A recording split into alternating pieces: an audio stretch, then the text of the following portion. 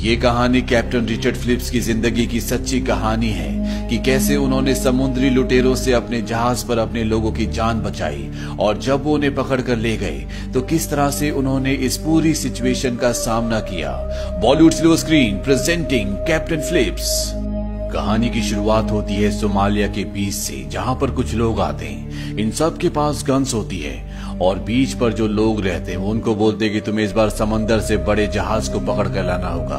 दरअसल ये सब के सब समुद्री लुटेरे हैं। बीच पर रहने वाले लोग भी इनके साथ जाना चाहते हैं क्योंकि यहाँ पर पैसों की बहुत कमी है। यहाँ से दो छोटी बोट्स और एक बड़ी बोट समंदर की तरफ निकल पड़ती है। इन बोट्स में जितने भी पायरेट्स हैं ये समंदर में सभी जहाजों की स्थिति देखते हैं जो सब के सब आसपास होते हैं, यानी कि इन पर हमला करना, इन्हें लूटना नामुमकिन है। तभी इन्हें एक जहाज दिखता है जो इन सब से बहुत दूर होता है और ये जहाज मोम्बासा जा रहा होता है। दरअसल इन पायरेट्स ने, इन लुटेरों ने उस जहाज की कम्युनिकेशन फ्रीक्वेंसी को ट्रैक कर लिया होता है, इसीलिए जहाज से होने वाली हर एक बात को ये सुन सकते हैं और इन्हें पता है कि ये बड़ा जहाज इन्हीं के रूट से आएगा।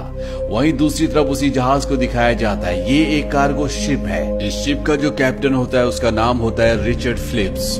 रिचर्ड जानता है कि जिस रूट से उनका शिप जा रहा है वो बहुत खतरनाक है, वहां पर समुद्री लुटेरे होते हैं, इसीलिए वो पहले से अलर्ट होता है। रिचर्ड जब समंदर की तरफ दूरबीन से देखता है तो उससे अपने जहाज की तरफ कोई बड़ी तेजी से आता हुआ नजर आता है, लेकिन इस वक्त वो बहुत दूर होते हैं। पर जब वो रडार में देखता है तो समझ जाता है कि कोई ना कोई उनका पीछा कर रहा है। वो अपने क्रू मेंबर को कहता है कि जहाज को लेफ्ट लो और जब जहाज लेफ्ट जाता है तो वो जो इनका पीछा कर रहे होते हैं वो भी इनके पीछे आना शुरू हो जाते हैं। और यहाँ पर रिचर्ड फिलिप्स समझ जाता है कि ये पायरेट्स हैं, समुद्री लुटेरे हैं जो इनके जहाज को लूटने के लिए आ रहे हैं। और इस बात की इंफॉर्मेशन वो UK maritime trade operation Dubai में देते हैं। ऑपरेटर कहती है कि मैंने तुम्हारी कंप्लेंट रजिस्टर कर ली है, तुम सारे दरवाजे बंद कर लो, हो सकता है कि वो मछुआरे हो।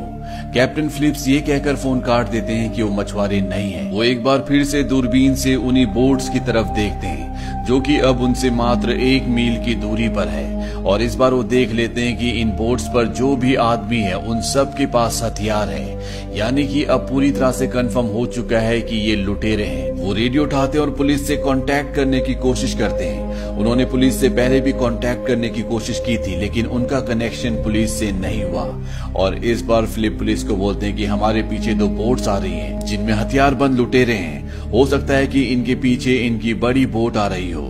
दरअसल फिलिप्स ये जानते हैं कि जो लुटेरे हैं वो इनकी बात सुन रहे हैं। लुटेरे सारी बात सुन रहे होते हैं और अगले पल फिलिप्स आवाज बदलकर कहते हैं कि 5 मिनट में तुम तक आर्मी का हेलीकॉप्टर मदद के लिए पहुंच जाएगा। दरअसल फिलिप्स का इस बार भी पुलिस से कोई कनेक्शन नहीं हुआ होता। वो खुद ही आवाज बदलकर बोलते हैं ताकि लुटेरों को ये बात पता चल जाए और वो वापस चले जाए। और होता भी ऐसे ही है, दोनों बोट्स में से एक बोट वापस चली जाती है क्योंकि वो अपनी जान का खतरा नहीं लेना चाहते। वहीं पीछे एक और बड़ी बोट होती है जिसमें एक बूढ़ा आदमी होता है, वो भी डर जाता है और इनका पीछा करना बंद कर देता है। पर अब भी एक बोट जिसमें 4 लुटेरे हैं वो लगातार शिप के पीछे जा रहे होते हैं। कैप्टन फिलिप्स कहते हैं कि इन्हें लहरों में उलझाना होगा। वो शिप की स्पीड कम कर देते, उसे राइट और लेफ्ट ले जाते हैं जिससे बहुत बड़ी बड़ी लहरें बनती हैं और लहरों के प्रेशर की वजह से इन 4 लुटेरों की बोट का इंजन खराब हो जाता है।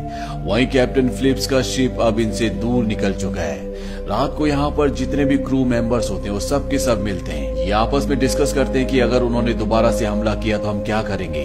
कैप्टन फिलिप्स कहते हैं कि हम उन्हें रोकेंगे जिस तरह से आज हमने उन्हें रोका था। पर इनमें से एक कहता है कि हमारा काम लुटेरों से लड़ना नहीं है बल्कि शिप को एक जगह से दूसरी जगह तक ले जाने का है। क्यों ना हम शिप को दूसरे रूट से ले जाएं और एक ऐसी जगह पहुंच जाए जहां हम इन लुटेरों की पहुंच से बहुत दूर हो।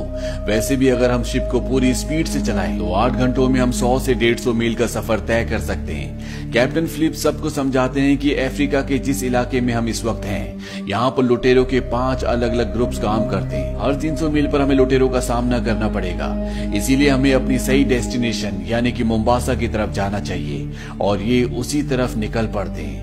पर अगली सुबह एक बार फिर से वही लुटेरे जिनकी बोट का इंजन खराब हो गया था वो इनके शिप का पीछा करना शुरू कर देते हैं। कैप्टन फिलिप्स से देख लेते हैं, इसीलिए वो समुद्री पुलिस को कॉल करते हैं और इस बार उनका कनेक्शन मिल जाता है। वो समुद्री पुलिस को बताते हैं कि कुछ लुटेरे हमारे शिप के ऊपर हमला करने वाले हैं। समुद्री पुलिस कहती है कि हम जल्दी तुम तक मदद भेजने की कोशिश करेंगे।